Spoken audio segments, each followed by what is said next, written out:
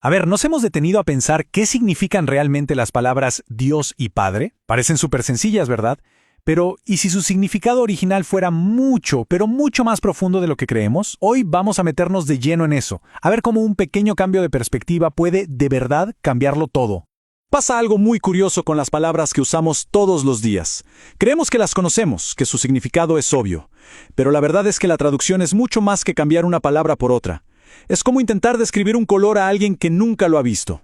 A veces en el camino se pierde la esencia, el concepto entero que hay detrás. Y ahí justamente es donde empieza la confusión. Ok, empecemos por el principio. Vamos a ver un ejemplo súper claro de cómo una misma idea puede nacer de dos lugares, de dos mundos conceptuales completamente diferentes. Miren esto, es fascinante. Por un lado, en nuestra tradición, que viene de lenguas como el latín, la palabra Dios o Deus tiene su raíz en la idea de luz.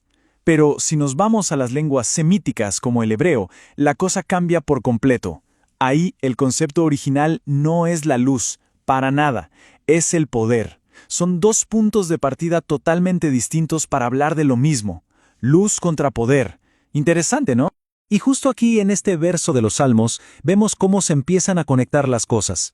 Habla de luz, sí, pero introduce una palabra clave, una idea que va a ser central para todo lo que vamos a ver hoy, la fuente. Hay que quedarse con esa palabra, fuente. Muy bien, ahora sí, vamos a desarmar la primera palabra clave, esa que casi siempre se traduce como Dios. Aquí la clave es entender que Elohim no es un nombre propio como Juan o María. No, es más bien una descripción. Es una palabra que describe una acción. El amor profundo y divino, pero no en abstracto, sino un amor que se manifiesta, que se puede ver, que está en acción en el mundo. Y para llegar al fondo de Elohim, primero tenemos que hablar de otro concepto hebreo, uno que es su núcleo, Rahamim. Ojo, porque la traducción común de misericordia o piedad se queda cortísima. Rahamim es algo mucho más visceral. Es ese amor incondicional, casi instintivo, de una madre o un padre por su hijo. No es sentir lástima, no. Es ese lazo que no se rompe, ese afecto que está ahí sin importar los errores o las fallas. Es algo fundamental, de raíz. Y fíjense que esto no es una interpretación moderna, para nada.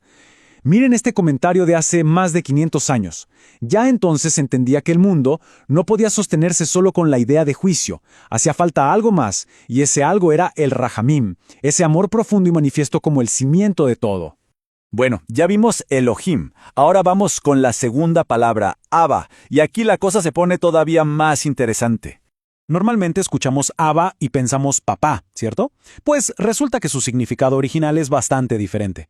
Es una palabra aramea, no hebrea, y su concepto central no es la paternidad en el sentido familiar, es algo más parecido a fuente, origen, el punto de partida de algo.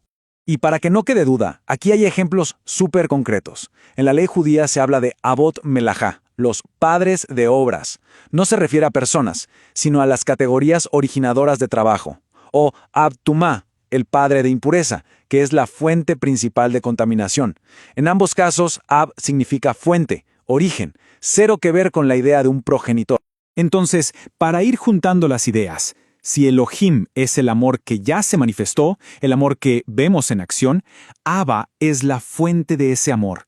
Es el pozo infinito y oculto de donde brota todo. Es el potencial puro, antes de que se exprese. Perfecto. Ya tenemos las dos piezas del rompecabezas, Elohim y Abba.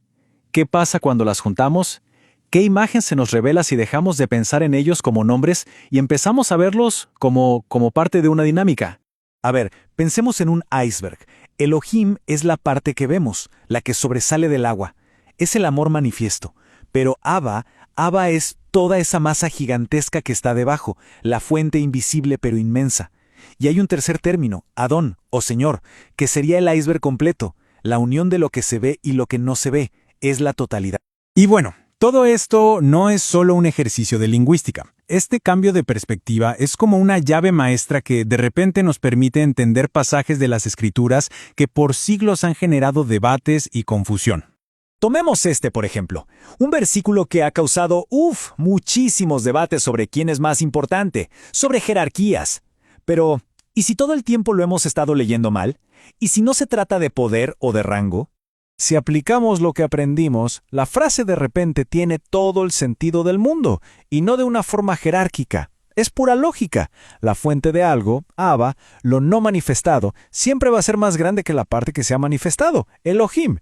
Es como decir que el océano es más grande que una ola. Claro que lo es. No es una cuestión de poder, es una cuestión de totalidad. Aquí va otro que también ha sido un rompecabezas. Leído así, literalmente, parece que el Señor tiene un Dios y un Padre por encima de él, lo que teológicamente es, bueno, bastante complicado de explicar. Pero ¿qué pasa si reemplazamos las palabras traducidas por los conceptos originales? La frase se transforma en bendito sea el Elohim y el Abba de nuestro Señor. Y así, el problema se esfuma. Ya no habla de entidades separadas, sino que describe la propia naturaleza del Señor, como aquel que une en sí mismo tanto el amor visible como su fuente invisible. Entonces, ¿cuál es el gran cambio?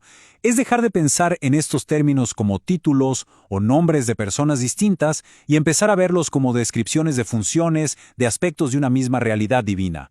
No es quién, sino qué. Y ese cambio lo aclara todo. Y esto, claro, nos deja con una pregunta flotando en el aire. Si con solo rascar la superficie de dos palabras encontramos todo este universo de significado, ¿cuántas otras ideas profundas, cuántas otras verdades estarán ahí, esperando, ocultas, en las traducciones de las palabras que damos por sentadas cada día?